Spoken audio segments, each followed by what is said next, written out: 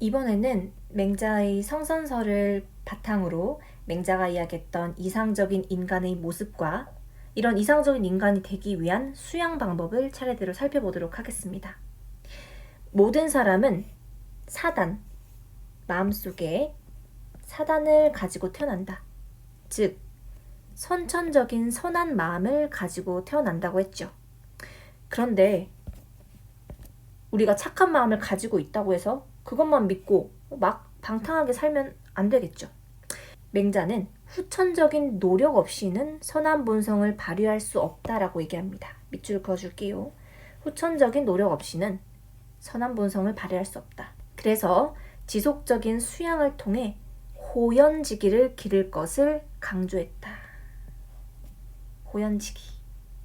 부모님께 좋은 유전자를 물려받아서 똑똑한 머리, 높은 IQ를 가지고 있다고 해서 그 능력을 발휘하지 않고 그저 썩혀두고 가만히 내버려 둔다면 지적 능력이 당연히 점차 저하될 수밖에 없겠죠.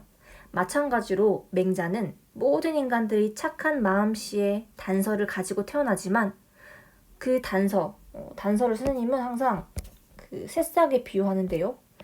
이 단서인 새싹에 물을 주고 잘 키우지 않는다면 시들어버리고 죽게 될 것이다 라고 이야기를 한 겁니다. 이 마음속에 있는 실마리, 단서, 이것을 점차 확충하고 지속적인 수양을 통해 너른 마음, 도덕적인 기계를 길러야 한다라고 이야기를 한 겁니다. 자, 아랫부분에 네모 칸이 있는데 여기 빈칸을 한번 채워보겠습니다. 첫 번째 빈칸은 집의라는 단어를 적어주겠습니다. 집의의 집자는 모으다라는 뜻을 가진 한자어입니다. 수집하다 할 때 집자인데요. 한마디로 의로운 일을, 옳은 일을 하나 둘씩 차곡차곡 모으는 것을 집의라고 합니다. 집의는 옳은 일을 반복적으로 실천하는 것을 의미합니다. 일회성으로 그치는 것이 아니라 꾸준히 반복적으로 올바른 일, 정의로운 일을 계속하다 보면 어느새 우리 마음은 뒤에도 적어줄게요. 호연지기. 너를 호자에 그러한 할 연자를 써서 지극히 크고 굳세며 올곧은 도덕적 기계라는 의미를 가진 단어입니다. 호연지기라는 단어는 종종 쓰이는 한자어인데요. 여러분들이 들어봤을 수도 있고 아닐 수도 있지만 어떨 때 이런 말을 쓰냐면 뭔가 올바르고 정의로운 굳센 도덕성을 가진 사람, 그런 사람을 보고 호연지기라는 단어를 쓰곤 합니다. 이렇게 옳은 일을 반복적으로 실천하여 크고 굳세며 올곧은 도덕적 기계, 즉 호연지기를 갖춘 이상적 인간을 맹자는 대장부 혹은 대인이라고 표현합니다. 천하의 대장부, 대인이 되기 위해서 맹자가 이야기했던 수양 방법 어떤 것들이 있는지 3개 나와 있는데 하나하나 보겠습니다. 첫 번째로 구방심이라는 수양 방법이 있는데요. 한자어 하나씩 볼게요. 구할 구자 확대해서 볼게요. 구하다. 무엇을 구하냐면요. 방심.